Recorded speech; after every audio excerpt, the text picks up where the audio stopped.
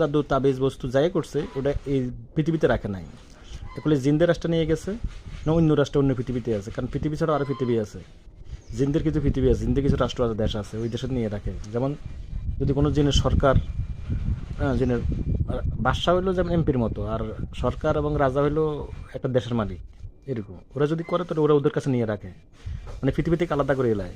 এবং জাদু বস্তুটাকে একটি জাদুর বস্তু আবার আরেকটা জাদু দিয়ে তাকে লুকায়িত করে, মানে জাদুটাকে আবার জাদু মারে, একটা জাদুকে একটা জাদু দিয়ে লুকাই দেয়, এভাবে করে রাখে। তো এটা পাওয়াটা খুব মুশকিল, এটা সহজে সাধারণ মোতাবেক পাবে না। তো এই জাদুগুলো পৃথিবীর যে প্রান্তে থাকুক, আপনি এটাকে সংগ্রহ করার জন্য, কারণ ওই রোগীকে সুস্থ করার জন্য হাজিরা দেখলে বলবেন যে নাই নাই কোনো কিছু নাই কোনো কিছু নাই, কারণ এই পৃথিবীতে নাই, তো এই জন্য সে বলবে মক্কেল বলবে কিছু নাই। কিন্তু এটাকে ধরার জন্য সিস্টেম আছে, রুহানি শক্তি অর্জন করতে হবে প্রচুর, আল্লাহর সাথে কানেকশন থাকতে হবে। এবং কোন ফায়াকুনের মক্কেলকে এখানে ব্যবহার করা যায়, কোন ফায়াকুন মক্কেল যদি হাসিল থাকে, তো ওনারা আসে বলে দেবে যে ওনার সমস্যা আছে কোন জায়গায়, অমুক জায়গায় আছে। তো ওনারা কিন্তু আবার আল্লাহর হুকুম রাখে, আল্লাহর হুকুম দিলে কাজ করে দিবে, নাহলে করবে না।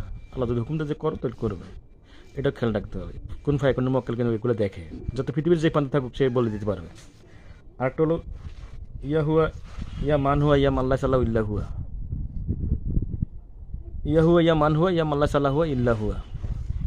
এই মক্কেলরাও কিন্তু ওই অদৃশ্য বস্তু, জাদুর বস্তু, মানে জাদু দিয়ে আবার জাদুরে, মানে একটা জাদুকে আবার জাদু দিয়ে লুকায়িত করছে, ওটাও দেখতে পায় উনি। উনিও বলে দেবে, উনি কাজ করবে না কিন্তু বলে দেবে যে হ্যাঁ আছে, ক্ষতি আছে বা কোথায় আছে এটাও বলে দেবে। এটা আপনি আপনার ক্যাপাসিটি দিয়ে কাজ কাটতে হবে। এরপরে আপনি আপনার ক্যাপাসিটি দিয়ে কাটবেন। এখন 2 নম্বর হলো একটা মক্কেল আছে, উনি ওনাকে হাসিল করতে পারলে আপনি রাজা বাদশার মতো থাকতে পারবেন, মানে কাজ করতে পারবেন।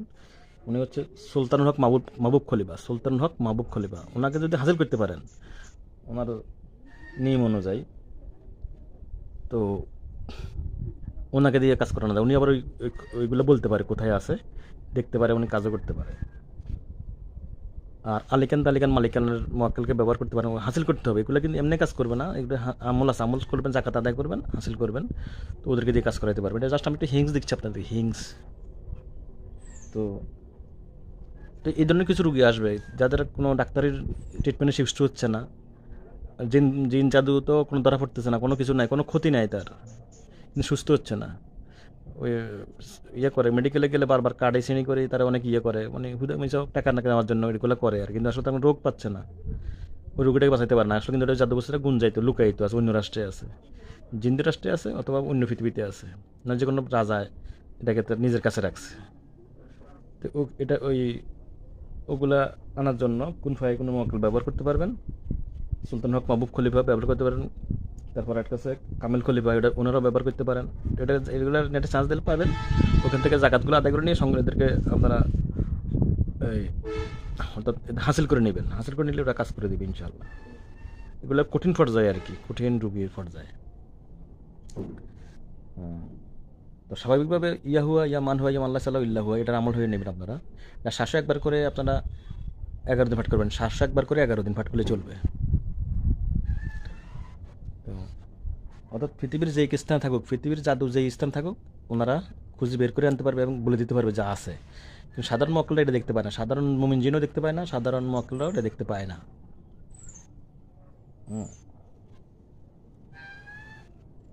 এরপরে হাঁড়ির মধ্যে হাঁড়ি দিয়েও তুলিয়ে আনা যায়, বা ওনাকে দিয়ে ধ্বংস করা যায়, তুলিয়ে আনা যায়। আর অনেক সিস্টেম আছে, বিস্তারিত পরে এক সময় বলবো। এখন জাস্ট একটা বললাম, সামান্য হিংস দিলাম আপনাদেরকে। অমাত বিল্লাহ আমাদের নিল্লা